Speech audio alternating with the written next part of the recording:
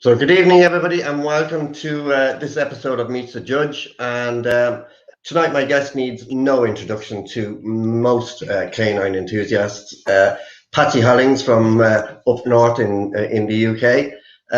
Patsy, along with her husband Stephen, of Gunald Weimaraners, are synonymous with Weimaraners, and anyone who is interested in the breed will know the name. Very successful, the most successful, I would say, Weimaraner kennel in the UK, and possibly even in Europe. Very popular judge worldwide. It's great to see Patsy's name on the judging panel because you know you're going to be in for some great crack. And in general is very welcome, always welcome here in Ireland, and very popular with most exhibitors. Good evening, Patsy. Good evening. Lovely to be here. Thank you for having me. And how are you? I'm very well, thank you. Yeah. And how have you been through this whole COVID pandemic? Well, you just get on with it, don't you? You just have to do it. And we're very lucky where we live. We live in a nice area and we have plenty of land. And so we haven't missed going anywhere, really. I mean, I would gladly go when I can. Sorry, just bear with me. That was my fault. I thought you wanted me to dance then. But anyway, yeah, no, so we've got on pretty good. We've loads to do, we've lots going on, and so yeah, I'm very good at pruning trees. Oh, that's good to know. Yeah. And you're still working away, you're still open. Yeah, we're still open. We've had not that many dogs in the boarding kennels, but care workers and things like that. And we've got hydrotherapy here, which is a care worker facility, and also grooming, which is again needed because dogs need grooming when they're, they do get in a state if they live with people who can't groom them properly. So yeah, so we've, the job's been going on. Yeah, busy. And in terms of the show scene in the UK, do you think you'll have shows this year? I would like to hope we do. I'm ready for them. I mean, I go anywhere, and I miss seeing my friends, and I miss judging good dogs, and so yeah, I'm pretty hopeful. And I think obviously, I think the secretaries and organisation have worked, and their committees have worked extremely hard, and will have worked extremely hard. And I don't know that they get the thanks that they should for it. Yes. But I do think that they do work hard, and they've tried their best to make sure that everything's going to be in place. And it's down to us to show respect and conform to those standards that they set out, or the government sets out, and they comply. Yeah. And we see again, Crufts has been cancelled yet again. Yes. Which is a shame. It is. But I suppose it's understandable, though. It is. Some of these venues are very expensive, and was it going to work, and how were they going to do it? And I suppose it was just too great a task. I think all credit to Crufts Committee that they tried very hard to think that they would put it on, and good luck to them next year. So we've got quite a few people watching already. Anne Ingram is watching. Wendy Thomas from the UK. Sheila Goulding is watching. Ger Cox, Jane Haywood. So you've plenty of people watching here now at the moment.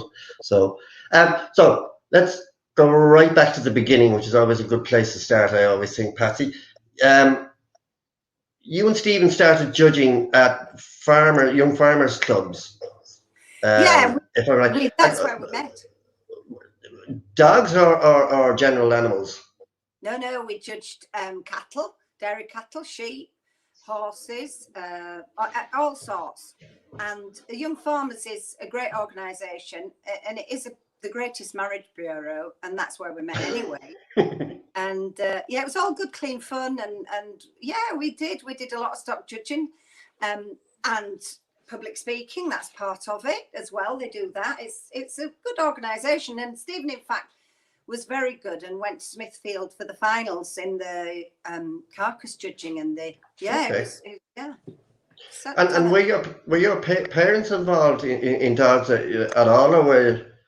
No, not dogs. My mother was not competitive. My father, in fact, I'm probably the only competitive one there in my immediate a family with my parents and both my sisters. We've always been very supportive of each other, but I don't think they're as competitive as me. I mean, I'm the sort of person that's so competitive with myself. And in whatever I do, I want to do it. I think all my family, whatever they did, they wanted to do it to the best of their ability. But I have that sort of competitive edge. So I think that's where it, yeah. My father used to drive ponies in harness and cordy elegance, and he used to do demonstrations at shows. They used to go along, but he never sort of competed really, not very often. So I always did with my that must have given you a great grounding then for judging dogs, because I mean, you know, you're looking at stock every day. Yeah, and it is pretty much basically the same thing. It's confirmation. It's type. Yeah. Or am I wrong? No, it is confirmation. It's got to be made right to live a good, long, healthy life, as does a dog. It's got to stand on good legs and feet, otherwise it can't fulfill its purpose. It's got to, whatever its purpose is, if it's a milk cow, it's got to be able to have the quality to produce good quality milk. You know, and every a sheep, it's got to be able to have its lambs successfully, and you've got to be able to fatten the lambs, and then you've got to be able to see when they're ready, when they're in full bloom and ready to be going to market. So it's, you know, you look at any animal and you see quality or you don't see quality. That's something that you can't put your finger on. You can either see it or you can't. And some people can't. I'm dead interested in this now, because is there a training for becoming a judge at this level, or is it experience based? Are we talking dogs or? No, we're talking. Let's stick with the animals, the cattle and sheep, etc. Well, your training, I suppose, was stock judging at the young farmers. That was your training, and pretty much like dogs, in the fact that you learnt your trade. You know, when we started out in dogs, we used to drive across the back roads, because there wasn't the M62, to Lancashire, and sit in a church hall with somebody that had got a boxer, and they'd talk about boxers and we'd talk about English setters, because that's what we started with.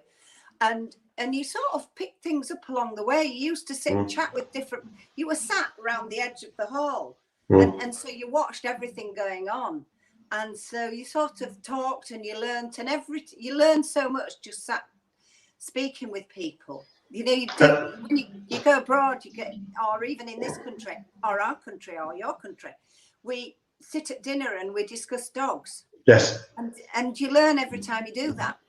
And that then takes us to 1972, when yourself and Stephen got married, and you got your first dog. We did. We got an English setter. An English setter, yes. That most people would have expected you to have had a Weimaraner at this point, but no, it was an English setter. It was an English setter. My sister lived on a farm but didn't own the shooting rights. Her husband was a builder, and they got an English setter, and she used to go off and frighten the pheasant chicks. And the gamekeeper said, "I love your dog. She's super. I know she's not going to hurt them, but there is that chance. And, you know, if she doesn't stop, I'm going to have to shoot her." And they thought having a litter might stop it. So they had a litter. So they mated their orange English setter to an orange English setter dog, knowing an orange boy. And we said, "Oh, we'd like a blue puppy." But of course, you can't get a blue one from two oranges. So we had an orange bitch. And we went to see a lady. We showed her at the Young Farmers Show, the small little shows. And then went to see a lady called Mrs. Kay Till, who had English Springers and was a judge, who lived within our area. And we said, you know, "Is she good enough?" She said, "I don't know whether she's good enough English setter, because that's not my field. But she's sound and she's honest, and I think you're going to have some fun." And that's what we did. And then, did you make her up? No. You didn't do that when we started out. You had to do your apprenticeship by shop. Yeah. Yeah. And then that takes us to, I think, probably around 1976. You got your first Viney. Yeah. And we decided. And what drew you to them? Well, we decided that we'd have another gun dog breed, and we thought a short-haired breed would be good, because we had a lot of trimming and bathing with the English. And we looked at German short-haired pointers, Weimaraners and Fischlers. And I said, I don't mind which one we get, as long as it's not one of those grey things with the yellow eyes. And we sort of rang various people, and we rang a lady in Scotland called Fiona Dow, and she said, I have, you can have pick bitch and I'll deliver her. All right, okay. Well, she took us by storm. And we always say about Weimaraners, as soon as we sort of got to know the breed, we realised that, you know, Weimaraners are German, they're stoic, they're determined, they don't suffer fools, they don't call a spade a spade. And if they didn't come from Germany, they'd come from Yorkshire. And we realised this was the breed for us. And so we gradually, over the years, sort of phased out the English setters and concentrated on Weimaraners, which is our love, apart from the Norfolk Terriers. We always have a Norfolk Terrier. All right. So, yeah.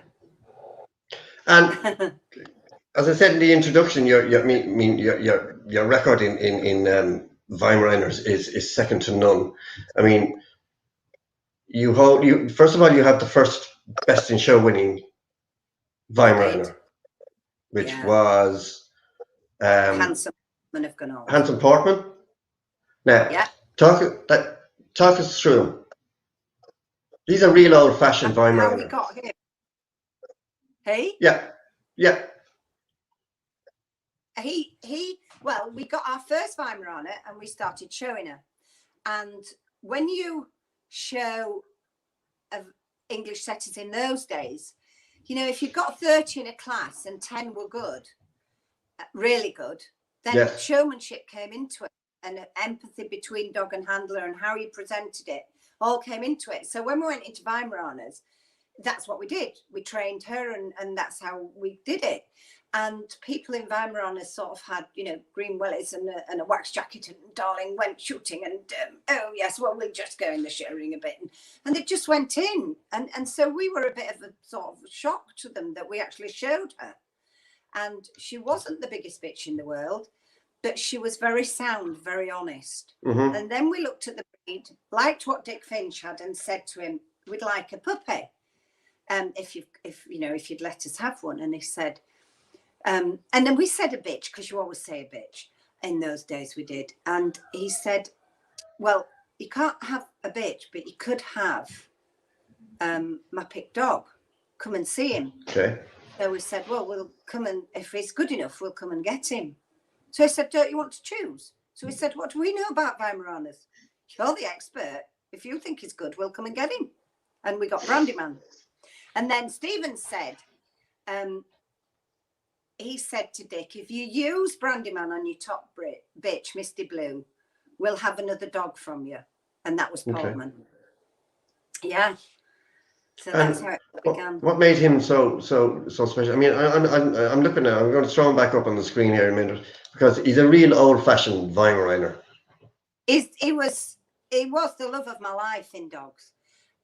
He was very much my dog. He was very cool, super cool. And we just gelled together. He was very sound. He was beautiful head, beautiful colour. If he had something, we would have changed, perhaps a slightly longer ear. But other than that, it was just lovely. And the day we went Best in Show, it was, we went in the breed, and we didn't think we'd win, and we got Best of Breed. And so then Stephen said, he's just got a bit of a cut on his foot. Watch him, he might be lame in the group. And I thought, oh no. So I went in the group, and under Pat Chapman. Yeah. And John Thurwell was stood with a Welsh Springer, and I was stood with the Weimaraner at the end of the line. And she walked round, after she judged them all, she walked round and didn't look at us. And then she started to pull out, and we said, well, we're not in for a chance here. She never looked at us. And then as she walked round, she pulled us both out. And I couldn't tell you who got second, but I think it was John. Mm-hmm. But, you know, when you win the group, you think, oh, wow. And so that was amazing. And so then I had to take him back in for Best in Show, and it was Harold Wright. And I thought, oh, I hope he don't go lame, this dog. Anyway, he went over him and he said, right, I want you to walk. Walk? I thought, well, if I walk, he might go light on a leg. Anyway, I walked across. Don't worry, love. He said, I'll let you run him in a minute.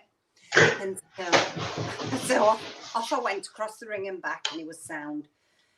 And they said he was sound outside, because you don't always know it when you're in there. And then he said, right, take him round.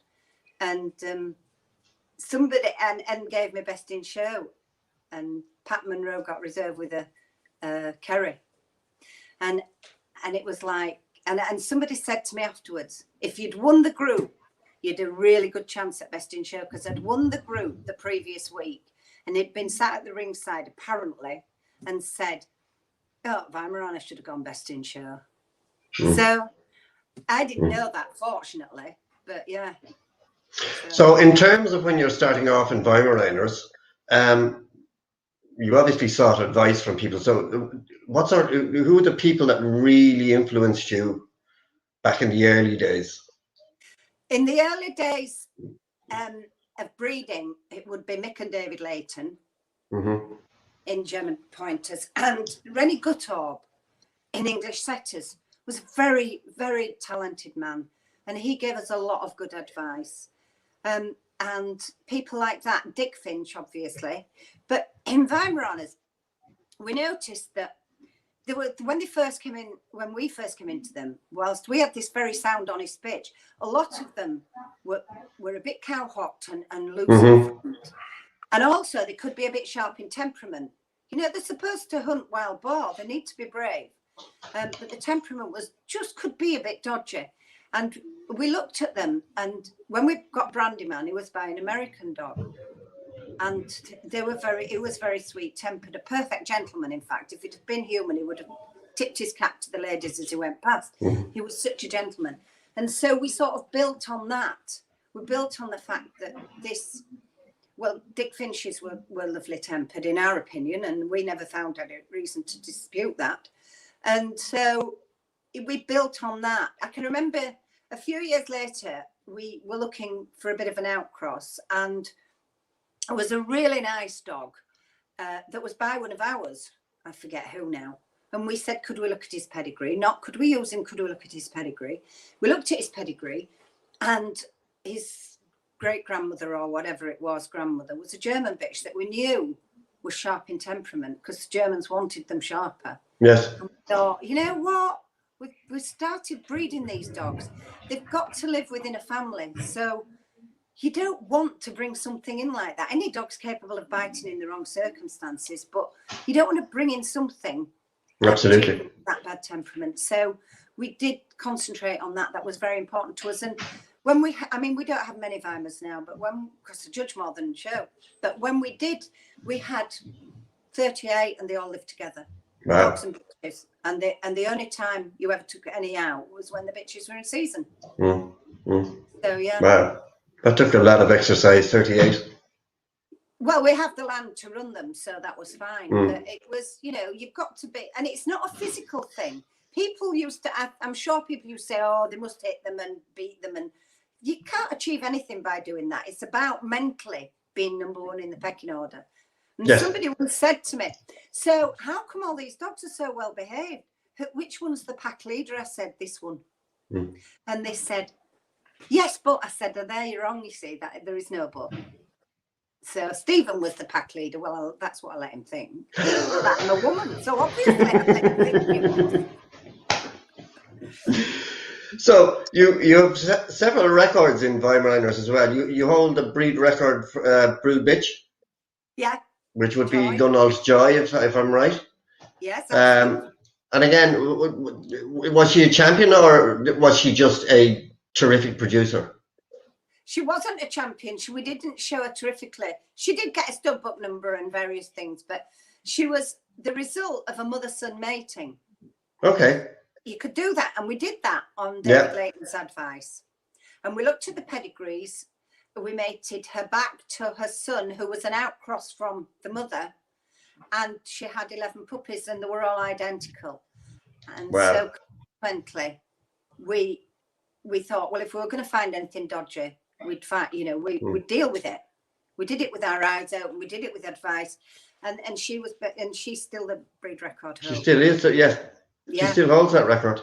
She does. And that brings me on to when you say in terms of looking at pedigrees, etc., is that what you do when you decide to breed a litter? Do you study pedigrees, or do No, you we say, did. well, I think that dog will suit that bitch, or is it a combination of both?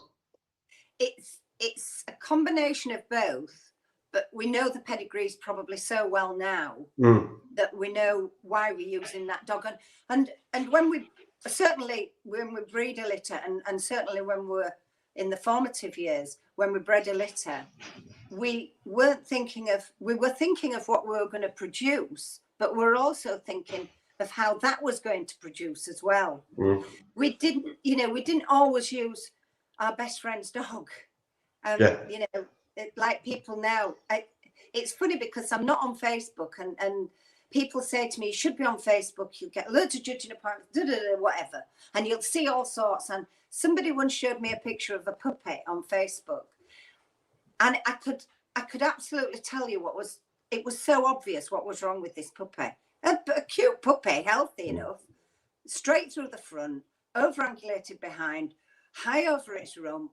It was just wrong on every level, and it got all these likes. And this friend was saying, "Oh, so and so liked it, and this one liked it," and I'm thinking, these people are supposed to judge, and they're saying they like it. If I was on Facebook, I'd be deadly dangerous. Apart from which, I don't want to know what people say. You'd probably be lethal. But that's interesting what you say, because an awful lot of people, when they're breeding, would think, "Oh, what's this mating going to produce?" But you're quite right. You've got to also think further down the line as to what that offspring is going to produce for you at a later date. And that's a very interesting concept that a lot of people wouldn't have thought of. We often think it's a bit like a tree. You start off with a solid trunk, and then you go off to different branches, but you can bring those branches intertwined again. So it's a bit, I always think it's a bit like, we always think it's a bit like. And are you big into outcrossing, or do you prefer to stay within your? We outcross. I think we do it on instinct a lot these days. Stephen is very much, if we both decide together, but Stephen's very much sort of the one that's really interested in breeding. And so, if he says, if we both have a choice of a dog, and it's a different choice, we probably would go with Stephen's choice. Okay. People used to say that I was a tidy handler. Oh, call it what you will. And I said, yeah, that's because for 10 years, every time I came out of the ring, Stephen bollocked me. So if I learned to handle dogs, it's thanks to Stephen. He didn't want to particularly go in there, but he knew what to look for. Okay, and just go back to what you were saying there. I'm just going to switch it to single screen there now. You haven't lost me. Go back to, you were saying about seeing a picture on Facebook of a dog that was sharp, and it was this current trend, not so much in the UK, but you see it a lot in Europe, where Weimaraners appear to have gone almost American type. Yeah. Well, we built. Are you a fashionista of these dogs, or are they completely wrong in your head? There are good ones everywhere. My glass is half full, not half empty. We built our lines on 3 American dogs, actually, 3 different American dogs. I'm tilted. On 3 American dogs, and but I think you've got to remember that I always liken it to, if you live in England and you have a strawberry, it's small and sweet and delicious. If you live in America, and if it was big, it's probably a bit more tasteless. Whereas if you live in America, it would be big and succulent and so sweet. So we're more reserved, and they're more outgoing, and their dogs can often be over exaggerated, and the good ones are excellent, and the ones that are not as good often, with a lot of breeds, are very straight through the front because it makes them very upstanding with presence. Overangulated behind, so they lack second thigh, so therefore they're weaker, and they lack balance, and you want balance in anything to perform efficiently and to without stress. So so I think that you've got to. First time I went to Australia, they asked me to do a seminar, and they had the most gorgeous dogs. And I said at the seminar, do not jump over the cliff like lemmings. Not all the American dogs are going to be great. And they did a little bit jump over the cliff, which was a shame. But yeah, I think. Sorry, carry on. No, you work away. Well, I was just going to say, I think when you breed dogs, you've got to remember that the dog is the only animal that lives within your family unit as part of your family. A fish goes round a burl, a cat is independent, the horse is in a field. You need to breed it so that people understand the breed, so that they can take that puppy on and rear it well within the breed idiosyncrasies.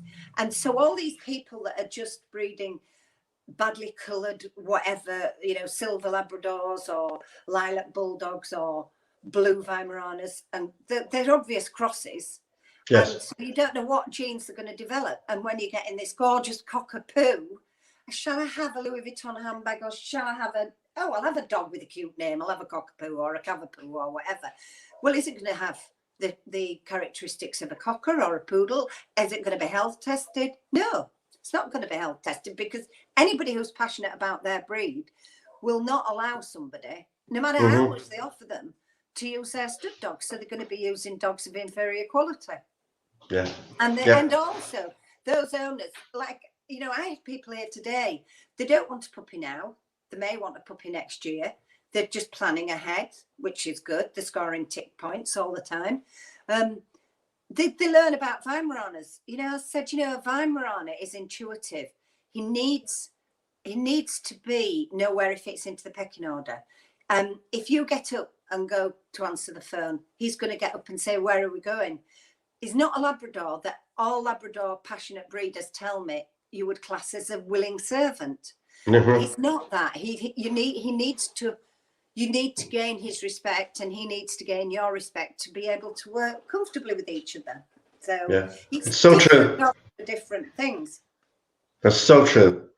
So now we're at Gunnell's Joy part of Weimar's, and now, correct me if I'm wrong here. Gunnell Joy begot the breed record holder, the breed CC record holder, Harris Tweed, am I?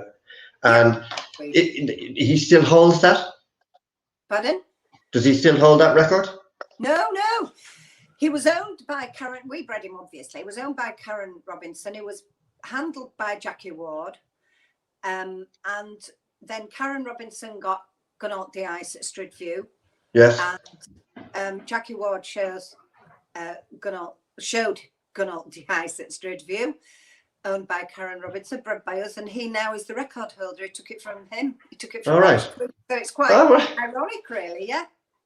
And that's in there. And again, he's really old-fashioned. I keep saying old-fashioned, but I've seen so many different types of Weimaraners around the world. Yeah. Some are sharp and racy and American type, and then you have others that look like almost Great Danes or so heavy in some countries.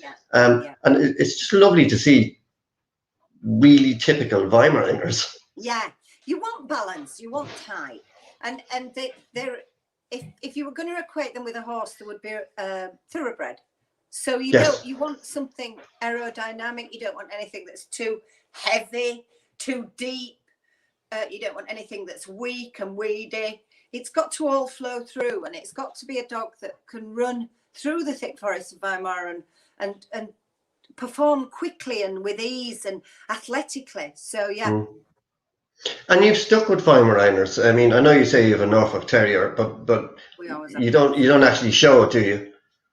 No, very, very infrequent. So you've stuck with Weimaraners all this time. Because a lot of breeders would diversify and maybe have a couple of other breeds, etc. What's so special about them that keeps you? As I say, that we think the same thoughts. I mean, like Rottweilers, they're a lovely breed, and our daughter's family have Rottweilers, and they're adorable. But you need somebody who can.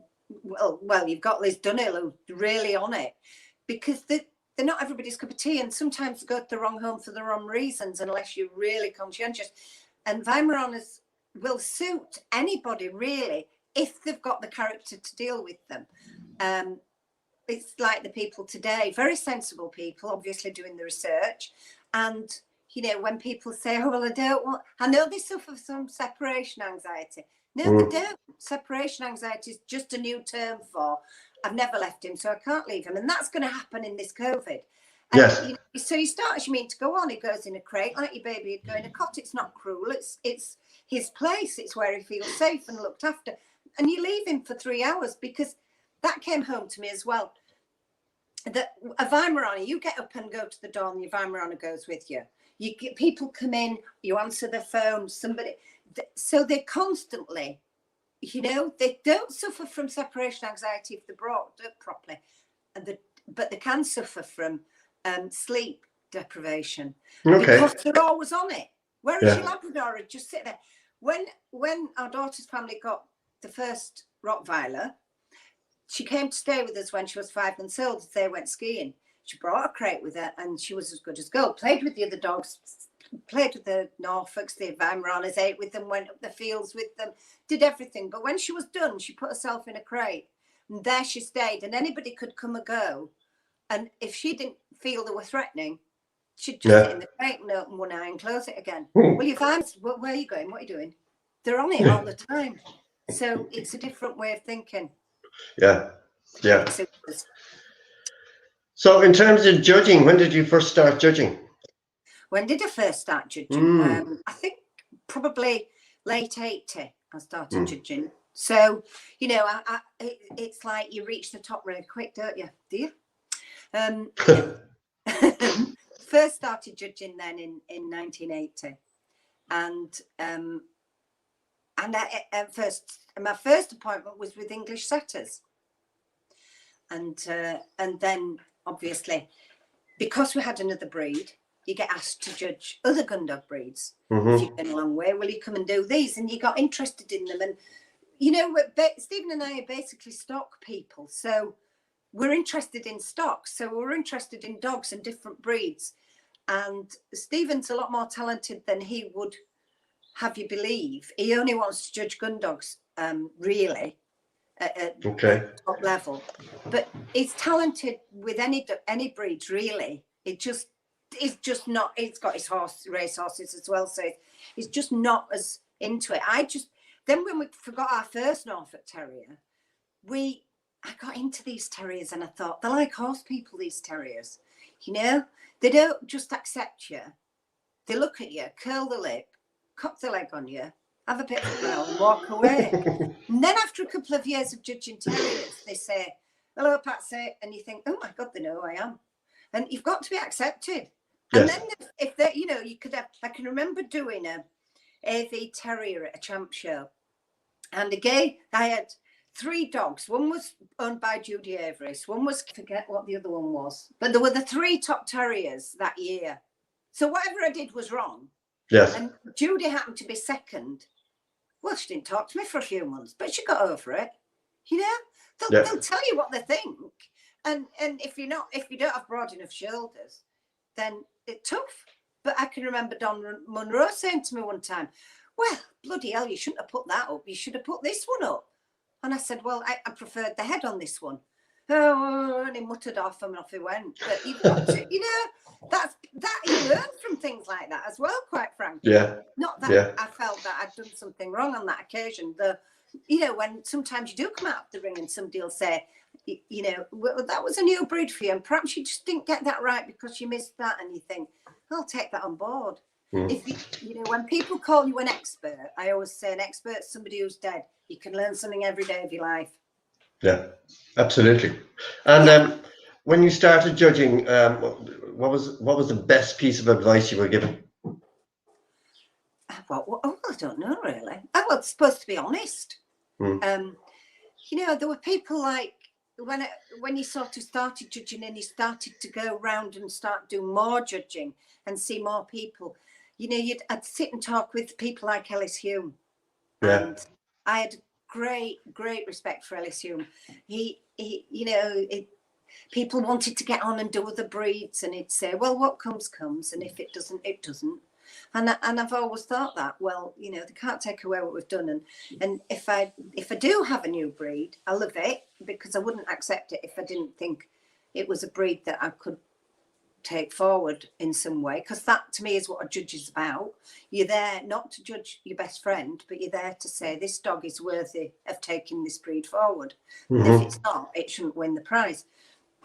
And so I think that you've got a responsibility, but sometimes when you judge breeds that are perhaps out of your comfort zone, then you if somebody does say perhaps that, you know, I would have done it differently because of why? Well, because of this reason, you can take that on board and remember it. It's funny because I don't remember what I did yesterday, but if somebody gave me good advice on dogs, and I went in the ring, it would come to me. Yeah. And you were saying earlier about, you know, sitting around and chatting with judges when you're at shows and talking about dogs, etc. How important do you think it is for aspiring judges or up-and-coming judges to actually seek advice, and do you think enough of them do it these days?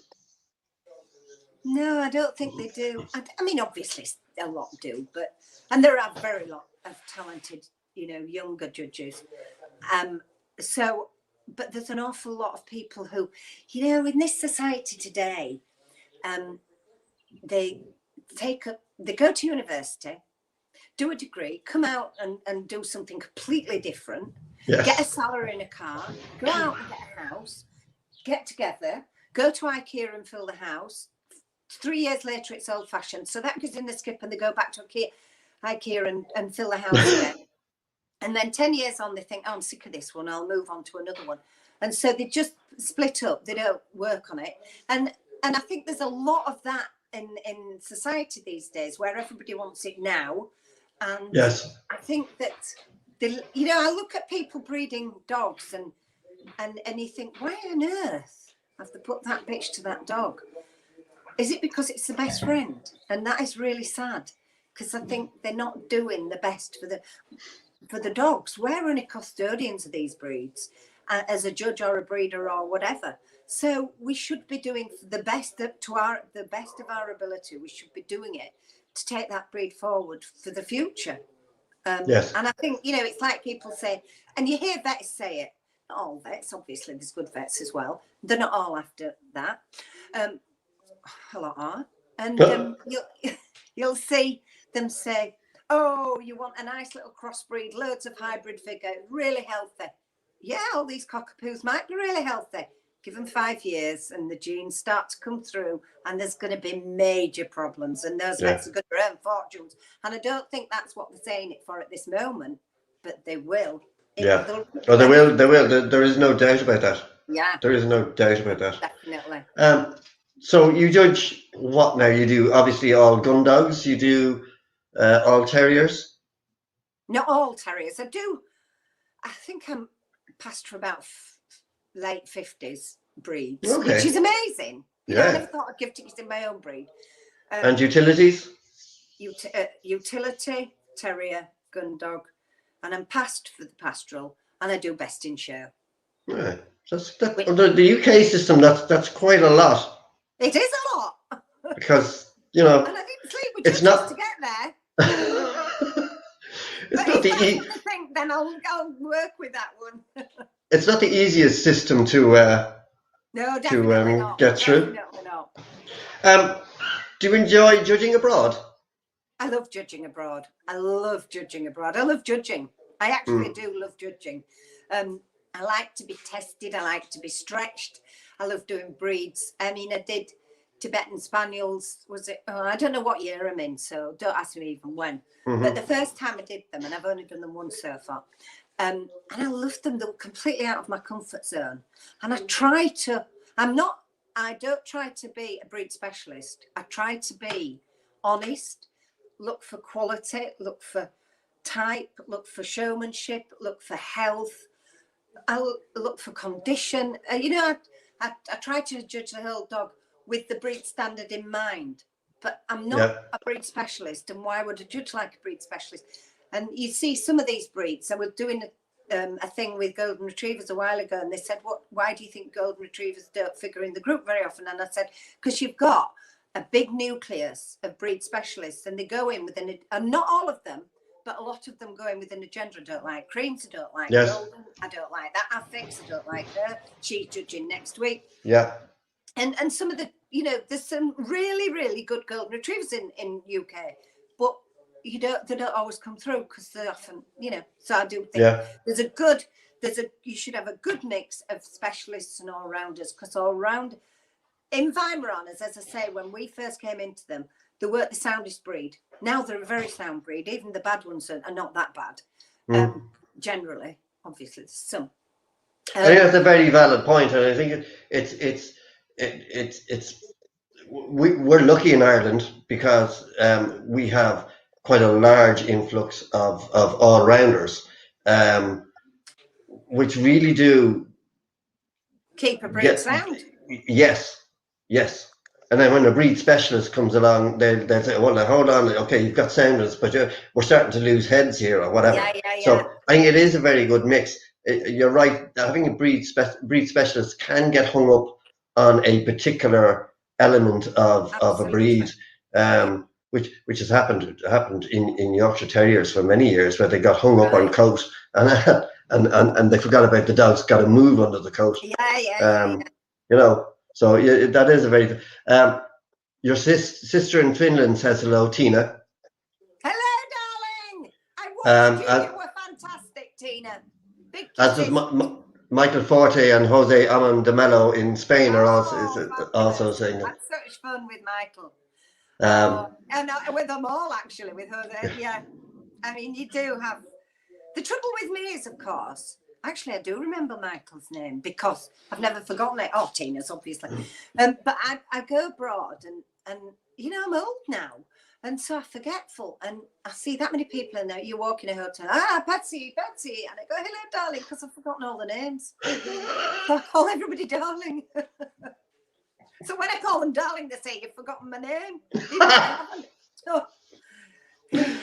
Oh yeah, Mark Ragusa and Marlene Ness, who are American Cocker people, are watching in the US of A as well. So hello to them. So aside from your own breed, is there a breed you really love judging?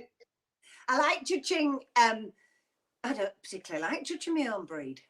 Oh, really? No. Really, no. It worries me at times. Okay. But I love judging. I love the challenge of judging different breeds. It's something that I really enjoy doing that. I do love judging golden retrievers because people often say, oh, they're dreadful. No, they're not. They're not. I do like, and I love, flat coats and lots of breeds. I like judging. Breeds out of my comfort zone, I like judging. I really enjoy that. That breeds from different groups. Yeah, I do. I think I've too many to say that is the one breed I would always want to judge. Okay. And is there a fault that really irritates you? Is there a fault? Is there a fault that really irritates you? We all have something, don't we? And I think I have a few that irritate me, but pinched noses is one that really irritates me in any breed. If you've got a pinched nose, you've got no dog behind it. Yeah. You look at them, and if you've got some little pinched nose and a little narrow forefoot, you're gonna have no bone. And it can't breathe. So it's for me, yeah. It is. I know it's a silly one to say, but I think it's so important, and it follows through to the whole dog. If you're judging a fat lamb, you watch the butcher or whoever's going to buy it, and they'll feel on its back, and then they'll get hold of its tail, and if its tail's thin, it's no meat on it. And it's a bit like that for me with the nose. If you've got a pinched little nose, you've got a bad expression for a start. You've got probably breathing problems, and you tend to find you don't have the quality behind the nose. You don't have that quality of bone, quality of anything. It follows through. And in terms of dogs, has there been a particular dog that you have judged that, in your opinion, is as close to perfect or as close to the breed standard as you're ever going to find? Well, Yogi, Hunger Gun, bear it in mind. He springs to mind because what an amazing dog he is. And yeah, he is. I mean, I think that when I did my first best in show and I put up a Scottish Terrier, Stuart Lockguard, I can remember thinking, I don't know, do I know enough about Yeah. Scottish Terriers? But he just had it all for me. He had, and Dan Erickson's words were ringing in my ears as I was doing it. I was thinking, head, neck, body, all built like a tank. And he just had that showmanship, and it was a lovely day. And a day I never thought I'd come because I never thought I'd ever do it. Yeah. But also I never thought I'd do it because it rained that much that it was South Wales and they had to move to Southern Counties ground. And if it hadn't been for Clive David and Gordon Rule, I would have never done it because they got it moved. So it was a great day on a number of reasons. But and it just, for me, it just like epitomised what I wanted in a Scottish Terrier. The thoughts of Dan Erickson going through my head. And Yogi, he eventually won Best in Show at Crufts. Yeah. And he was a stunning dog. Oh, absolutely. Balance, construction, and temperament. Because not all Vishlers have that solid temperament that he had. He was just, and he had the condition, the way he worked with his handler, primarily John, but Murray could show him as well. But what a dog. Yeah. And of course he produced. Yes. Yeah. Oh, he did produce some stunning offspring. He did. Also, I think that Afterglow Maverick Sabre, I judged him in the Champion Stakes with Stevie Hall, and we both agreed that without knowing, we didn't actually, we were judging independently. It was this. That'd be Ricky. Stakes. Ricky, and when he goes, I mean, again, he just sets the world alight. And with Jason, particularly, they were it was like it flowed through the whole thing. Yes. But that was the wonderful thing about, that is the wonderful thing about Ricky. He's one of those handlers that is so gifted that you don't actually see him. No, you're just right. You're just focused on the dog all the time. Yeah. But the dog never took his eyes off him. But he over him, he was lovely. As was the miniature poodle. Flipping, I could give it just about everything I could give it. Whose name escapes me? You see, it's me age. I told you I was old. Yeah. That's Lockdown. Minarets. Anyway. Yeah, lovely. Lovely. There's a photograph. There's a great photograph of Ricky on the move. The year he won Crufts. Yeah. And you just see the partnership. Yeah. So, how do you deal with irate judges or irate exhibitors? I don't. Why would I? I don't know that I've ever had them very much. I don't know. They don't. Well, no. I mean, I had to walk away. I'm not interested. Sinead has just popped in and said, "Is it secret assignment?" Yeah. No, secret. Melanie's. Okay. She's wrong. You don't deal with them. No, sorry. Carry on. You don't deal with. Okay. No, I don't. Honestly, I'm the judge on the day, and if you're irate, that's up to you. Get over it. And in terms of judging, your biggest judging achievement? Well, my biggest judging achievement, obviously the group at Crufts was lovely, and Monica's gorgeous American. That was the year you put up. Yeah, and that was a fabulous day. You walk into that ring. Well, you have to sit there from 4 o'clock in the afternoon, or you did, and you think, I need to wee, but I can't move. And so you sit there thinking, oh heck. And then the Southern Golden Retriever come and walk around with dogs on leads for about half an hour, and you think, oh, for goodness sake, let me get in that ring. Nothing against them. Well done, folk. But it's like, just let me get in there. And then you walk out into the ring and it's totally black. You can't see anything. And then you turn around and it's like, and suddenly the lights, come on with the doors and come in. But yeah, it's a great day. But also, I think it's a pity we haven't got Di anymore, because she would be here telling you that one of the greatest achievements for me was doing my first terrier group. It was like, oh my God, I've been accepted. Jesus, terriers, that's amazing. That's absolutely amazing. And I spent the whole day saying to everybody, do you know what I'm doing today? Doing the terrier group. It was just so much. I just loved every second of the day. Live the moment. I always say live the moment. And I lived that moment all day, and everybody got really bored with me. Because I was wittering on about doing this bloody terrier group. I loved it. And that was the year you put up a Dandy Dinmont? I did. Which was lemon drizzle. Yeah. Again, not a breed that you would automatically think is going to come out and win the group, but what a beautiful animal. Immaculate. With a great handler, obviously, a fantastic handler, another good handler.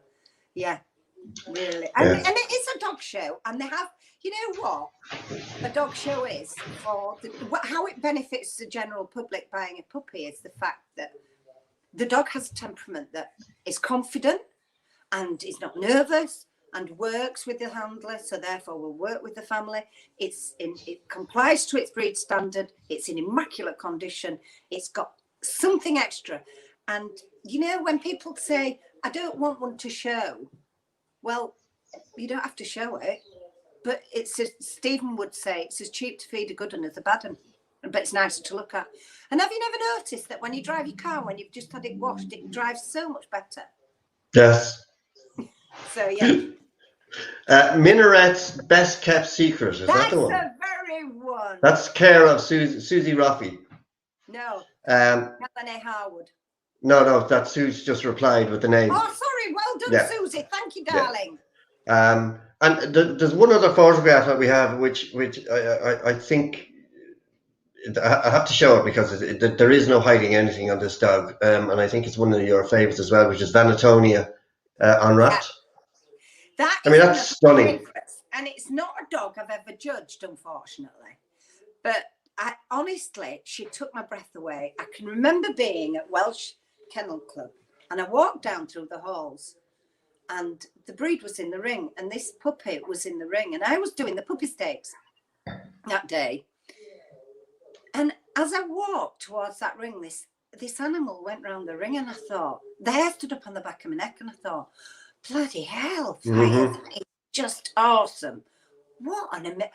Oh my God, I'm doing the puppy stakes. I'm so excited. Oh, can't wait to get my hands on her. And the puppies never brought her in. Can you believe that? Oh, you're kidding me. They won the puppy group, so they went in the puppy group instead. I mean, there's no hiding anything on that dog. I don't think I've ever given leave for that. He does know that. I have told him on numerous occasions that it was the thing of my life that I never got to put my hands on it. I thought, from looking at her, I thought she was absolutely top drawer, no question. A beautiful, beautiful animal, gorgeous, with the temperament, with the showmanship. She was $1 million. Yeah, super. And when you're judging abroad, do you enjoy critiquing? Yes, I do. Because do you know what? They actually accept it, and you do get some come up and say, well, "This isn't right." Well, it is right actually, because if you look at it. It is weak in its past or whatever. Yeah. And you can actually physically point it out to them. But I've not had, you don't get negative feedback. They go away and they read it avidly. And I think, hopefully, they take it on board. I know, so I do. I think it would be very difficult to do it in the UK because we're a small island, big population.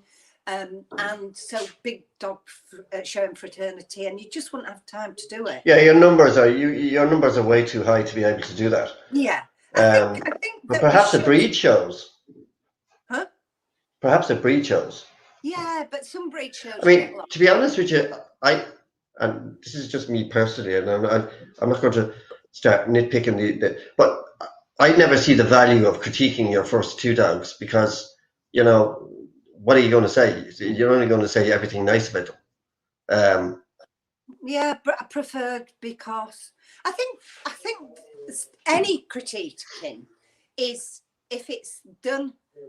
If you're not doing a generic critique, if you're writing about the particular dog, then you're giving something back to the owner that they can work with, perhaps. You know, this dog, yeah, it could have had a better whatever, or it could have, perhaps the handler could get together with it a little bit better or something. Yeah, yeah. And we touched on this now a little earlier. In terms of the development of breeds, do you think judges have a role in that area? Do you think judges understand enough that they have a role in that area? I think many judges have. Obviously, some people just want to judge, but I think it's a responsibility to take the breed forward, and by giving it a prize, you're saying this dog is worthy of being used, either bred from, to take this breed forward. Such as when you look at dogs like Yogi, he did a lot for Vizslas. And he really did. And then in Weimaraners, we had a dog called Flimerick Fan Club, and he did an awful lot of good for the breed as well. And the breed was never stronger than in the 80s and 90s, really. Yes. Weimaraners were never, and you know, we had, you had a real lot of good dogs, and you know, so a dog has got that, and if he's rewarded in the ring, hopefully that will. There are cheap champions. There's always going to be cheap champions. Of course there is all over the world. But I do think that Britain is respected for the quality of the top dogs that we produce generally. You know, it struck me when I went to America that there's not obviously only at the smaller shows, but there's an element of judges who make a living out of going around all these shows as the handlers go around. I mean, the car park's full of Winnebagos. Yes. I mean, the top American dogs in all breeds are phenomenal. But then you look at some and you think, how did that become a champion? But they're paid on the number of dogs they judge, so nobody wants to put a dog down. I can remember judging cockers in America and this lame dog, and I said, I can't judge this dog. We'll have to excuse it from the ring because it's lame. And the owner came up and said, it's not. And I said, I can assure you, madam, it is. And she said, well, I take my number back. I said, you've been crossed off. And she was horrified that she'd been crossed off. And I thought, well, if you know, it's not a slur on your dog. It's lame. It's, you know, things happen, don't they?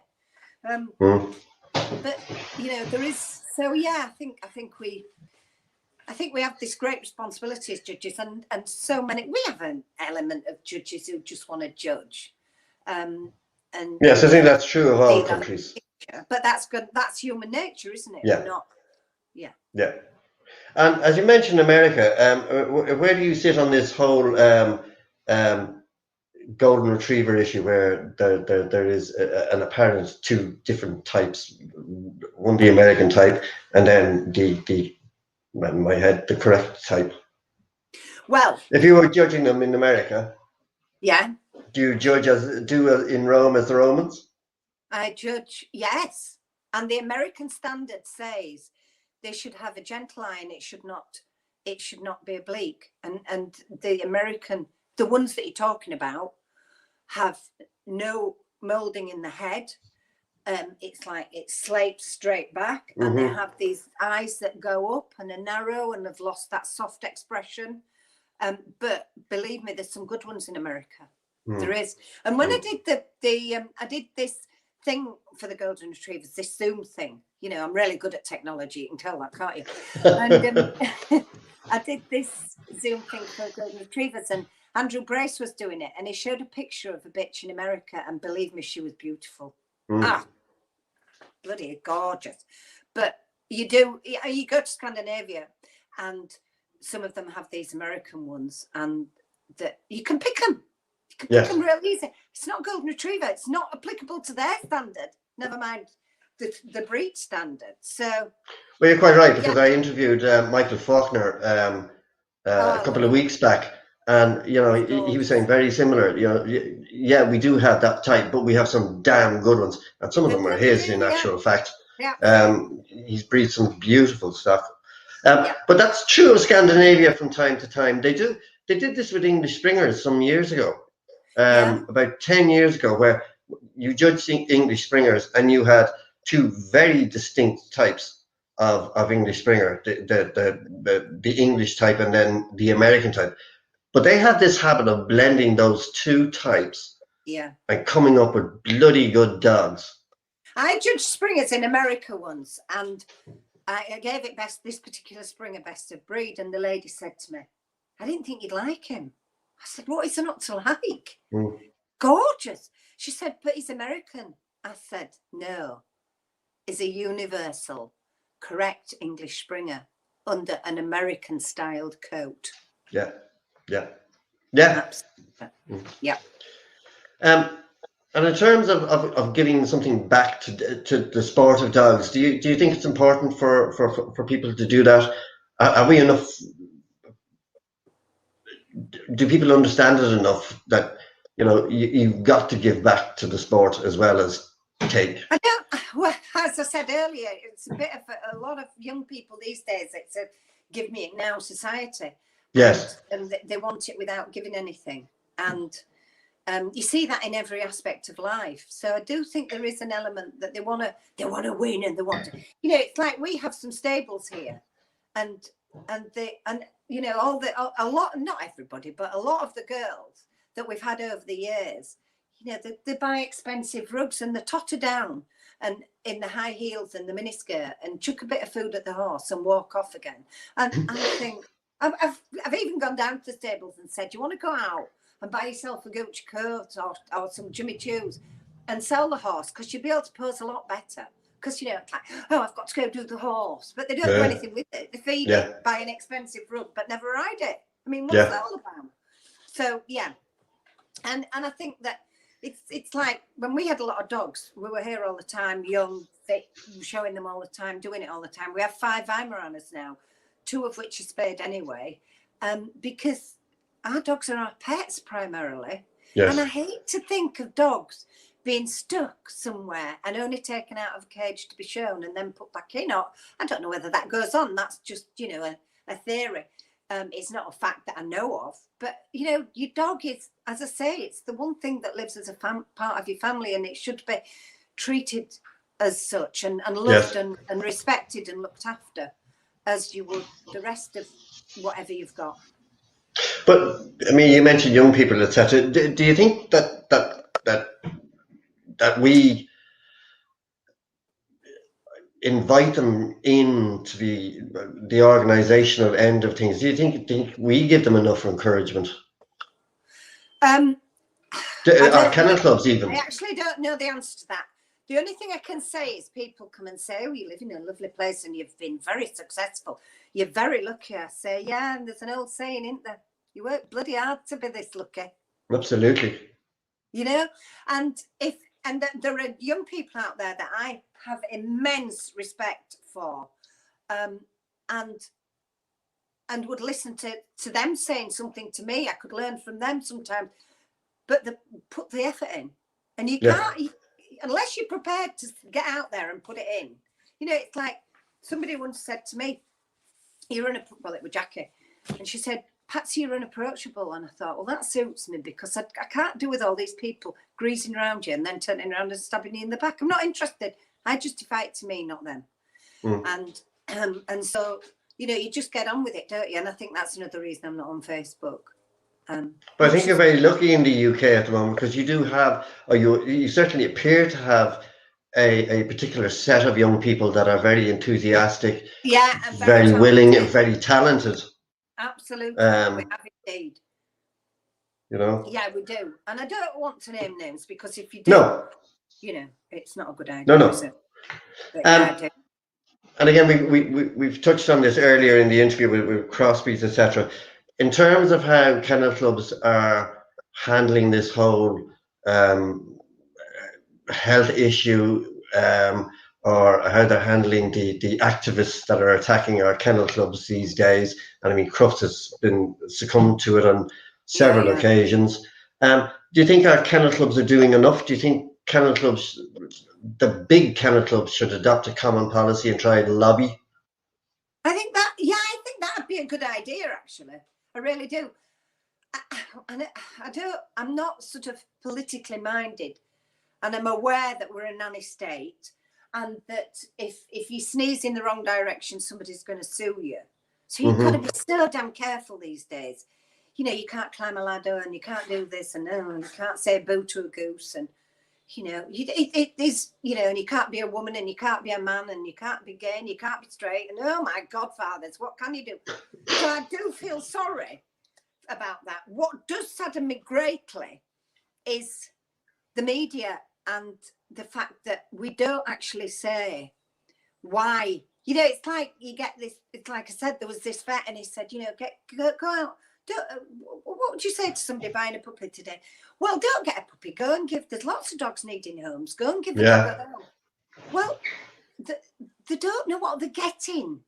And, you know, there was a few years ago, there was a single mother in a flat and she had a bull-type crossbreed and it killed her baby. I can't remember the circumstances, a long time ago, but it come from a rescue centre. Now, what was a rescue centre? Putting that dog with a single mother with a baby in a flat. Absolutely. You know, it's like, but everybody, you know, the media said the dog had to be destroyed. It was vicious. Well, yeah, probably, but I'm not saying it shouldn't. And it was wicked and it was terrible and the woman will never get over it.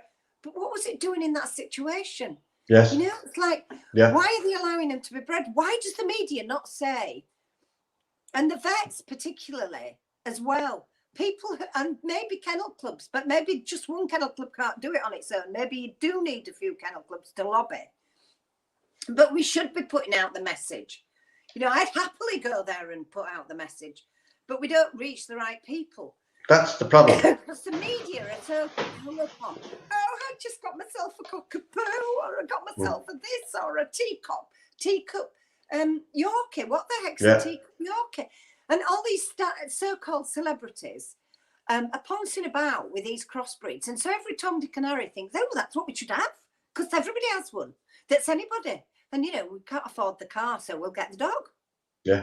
And they're paying big money for these mongrels. Oh, yeah. I mean, as a farmer, you know that you breed the best animal, you're going to get the best money. Now, passionate breeders get the least money. Yes. And the dodge pots get the most. And half the time, I've heard of numerous cases where people have sent a deposit and the puppies didn't even exist or the people didn't even exist. But I mean, what you say is correct. And I mean, vets, I personally think, are hugely to blame here, because they are putting out that message there that a Cavachon is a healthy breed, or a cockapoo. A Cavachon is a mix of a Cavalier and a Bichon. Now, who ever thought that that's going to be a healthy breed in 5 years' time? Because they both have issues. But But why would you ask a vet? Why would you ask a vet? Indeed. Come into the media forum, whatever aspect of the media, and pass an opinion on what breed of dog to get. If somebody said to me, if somebody rings me and says my dog's lame and it's got blood coming out of it, whatever, and I would say, well, ring your vet. I'm not a vet. Yeah. But my dog's jumping up or it's mouthing us. Well, let's talk about this, because you're allowing it to. It's, you know, it doesn't have hands to slap that a child would have, so it has to work with its teeth. So as a puppy, that's what it's doing. That's why it's mouthing you.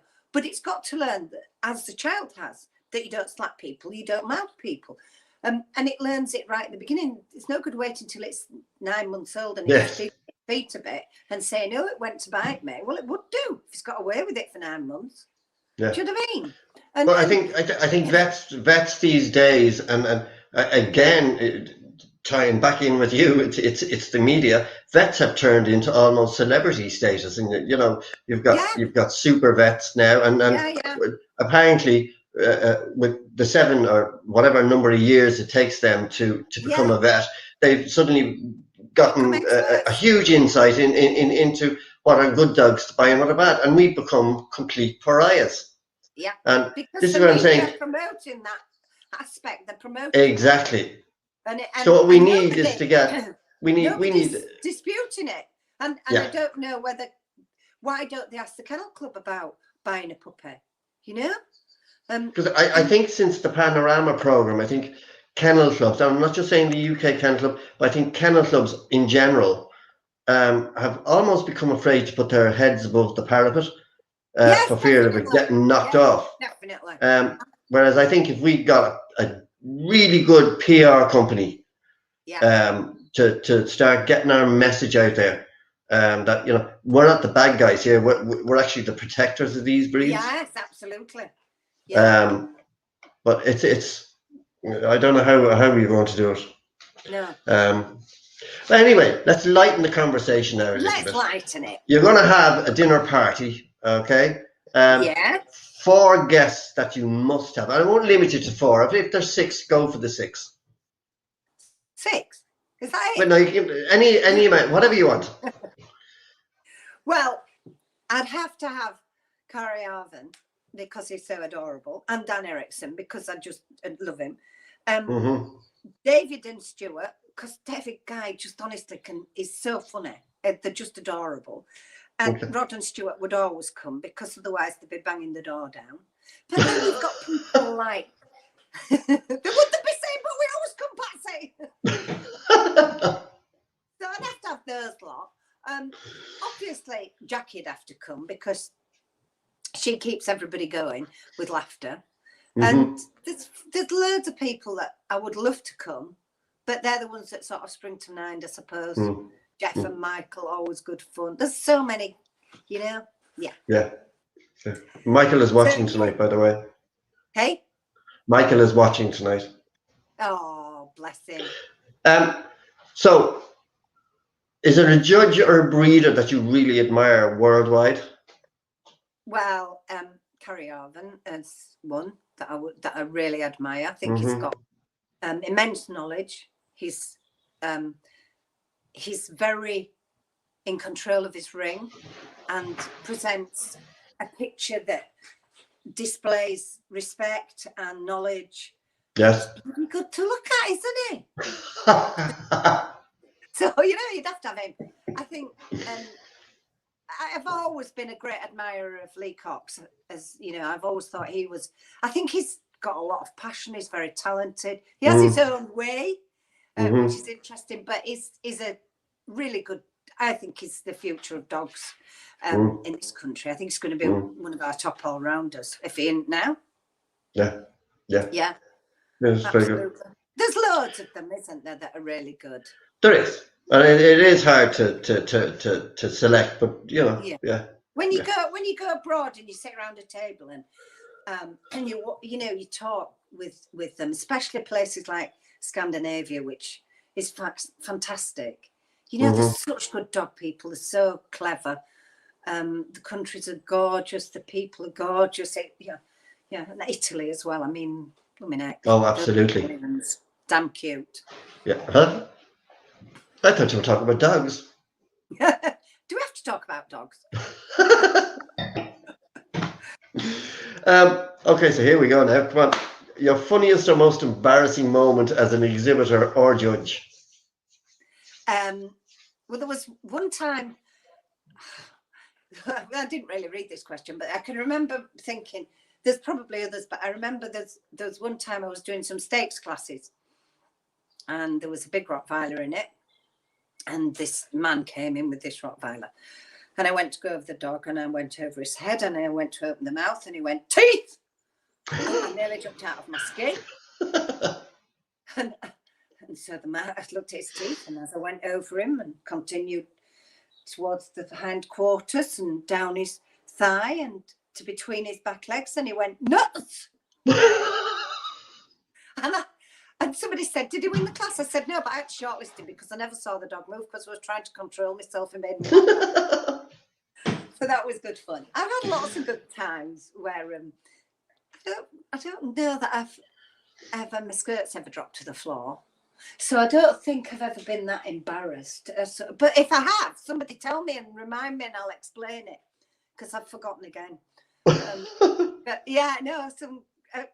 many times of great fun and you know, like you go in the ring. I can remember going in the ring as an exhibitor, and the judge saying, "Go to that corner, and when you get there, keep going." You're joking me. Things like that. Yeah.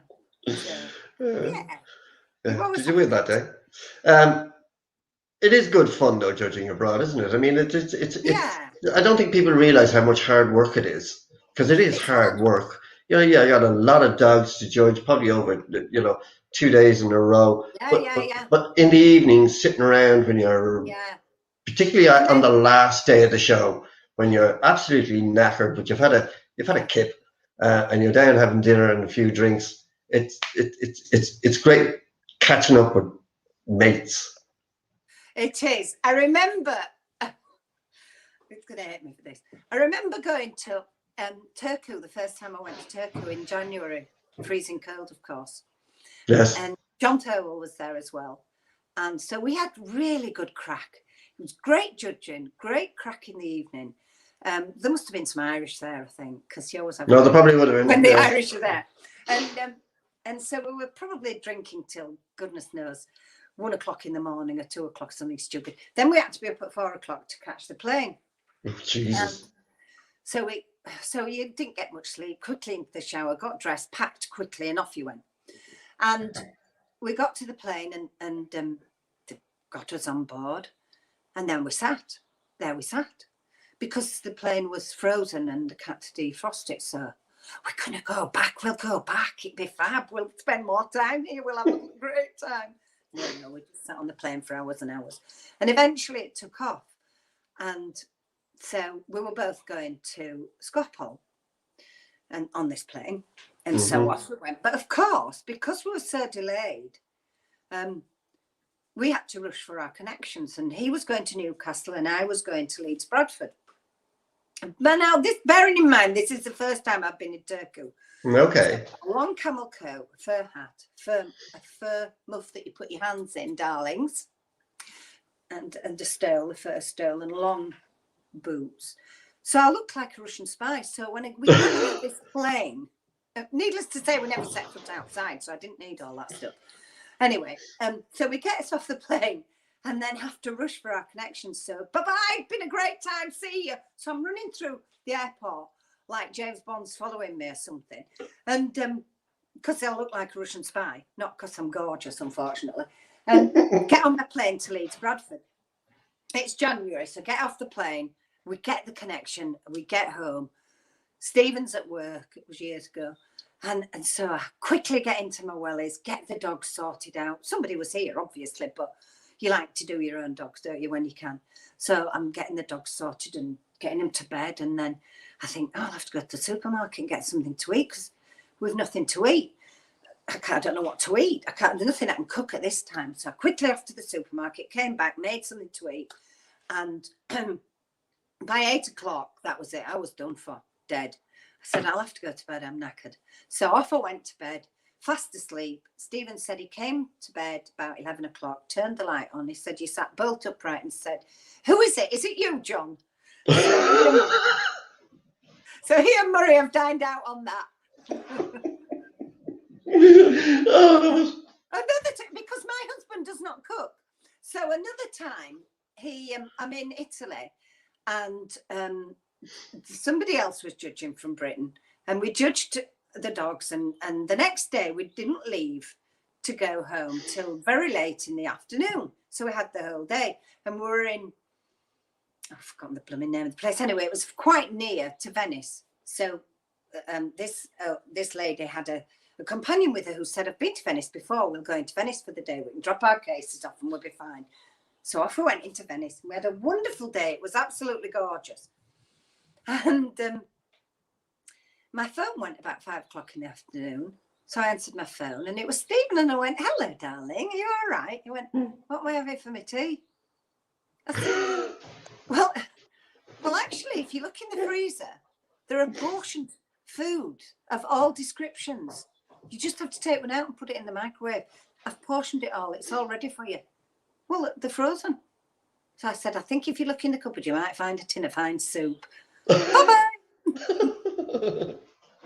It's actually, this is nothing to do with dogs, but he said to me the other day, we eat too much meat. I said, well, we eat fish. He said, yeah, but fish is like meat. And somebody was there and they looked at him and I said, you do realise you don't like vegetables? They said, oh, well, I could have an egg every night. You want an egg every night? This is what I have to live with. I thought you said you wore the trousers in the house. Yeah, no, but you know, when the morning, just easy to do, isn't it? So, your guilty pleasure, what is it? Well, I have to say, I do like winter. I like it when it's really cold outside and you've worked outside all day, you've been outside all day, and then you come in and you make a coffee. I like real coffee. And so you make coffee and you put some frothy milk in it and then you pour some Morgan spice drum in it. And then you go and sit down in front of the television and watch Death in Paradise. Perfect. I love it. Anybody who knows me well never buys me flowers or chocolates. Chocolate make you fat. Flowers, I have to look after them. I've spent my whole life getting up in the middle of the night, putting my willies over my pyjamas and going down to flutter all the cow that's down with milk fever, or lamb a sheep, or give a baby pig mouth to mouth. I've spent my whole life making animals live. You buy flowers, you look at them, they're beautiful, you feed them and they die. And they die. Yeah. It's all about.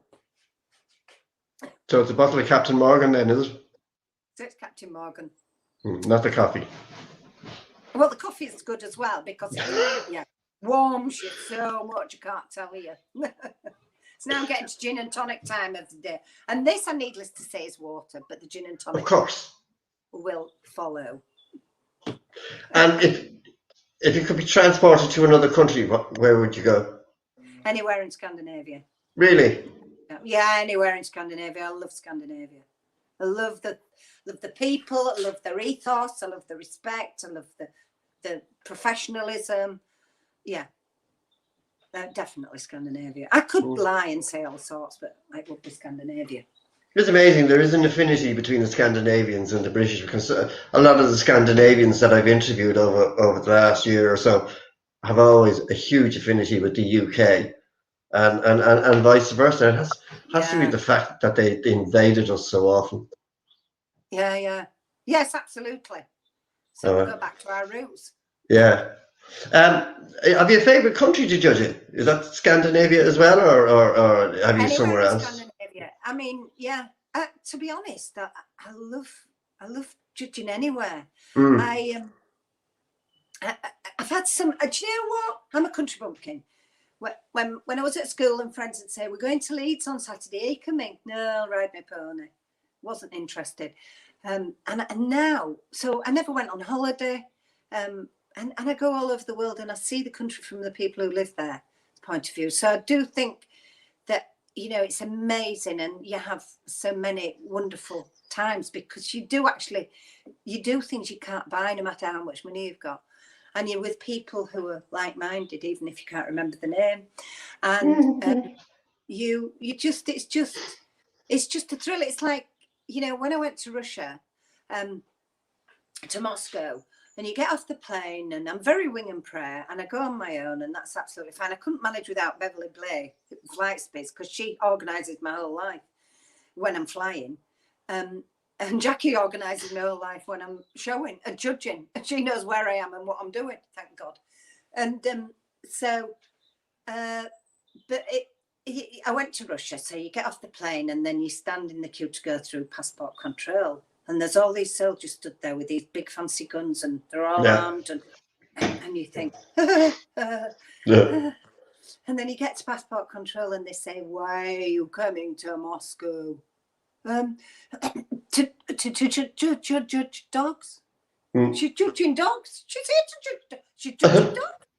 Thinking, holy shit. Anyway, so then you get there and you go and they ply you with vodka and look after you royally. So royally, it's just amazing. The hotels, marble staircases, wonderful. And then it's the day of the show. So you go to the show and we will start judging at 9. And I've got 185 or 95 dogs, can't remember. So I go to my ring, and the steward I say, are we starting? Well, we've just got some paperwork to do. Okay. So half an hour later, are we starting? Well, we nearly finished the paperwork. Listen, I said, do you know what? They're going to think I'm a slow judge. I've got a lot of dogs to do here. Oh, yeah. So at 10 o'clock we start judging, by which time I'm thinking, this is out of order. And they came in with the German wire-haired pointers, all dressed in the camouflage clothes, and they come in and they stand these dogs, and they don't know how to stand them, so they pick them up by the head and then they pick them up by the tail. So I said to my steward, you go tell that man, if he does that one more time, he's out of my ring. You don't lift a gun dog by its tail under any circumstances. Stop it. So she scurries over and they all stop doing it. Anyway, we judge, and good dogs. Yeah, we have some good dogs. We have some mediocre dogs, but we have a great day. And then we drink vodka, and then the next day they want me to do a seminar. But would I like to go and see where they train the dogs to hunt on wild boar and raccoon and badgers? Not actually kill them, but train them. Okay. And so we go up into the forest, right away, 4 hours out of Moscow, up into this forest where there's like a gamekeeper that looks after all these animals that are old or have been injured or whatever, in great massive areas, acres and acres of area. And this is where they train the dogs. So as we pull up, there's all these pickups and 4x4s, and all these hunters from yesterday stood drinking the coffee. And I thought, I'm in Russia. They're going to shoot me. I'll never be seen again. Anyway, we judge all day. We do this all morning, and it's phenomenally exciting and thrilling, and everybody's got a passion. And then in the afternoon, we did the seminar, and somebody said, you are a very professional judge. And I thought, oh, thank goodness they were scared of me. I love it. So, finally, if you could write your epitaph, what would it be? You don't have to like me. Just say, I respected her.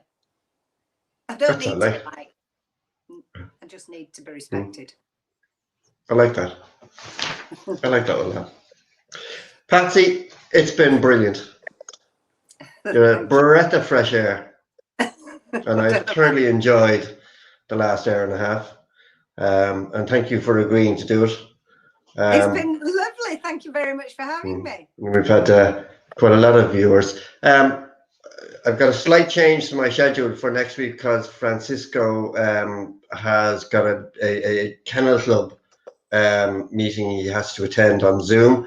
So I'm very thankful to Jose Deval from Spain, who is coming in as a substitute next week. So that will be at 7 o'clock next Saturday.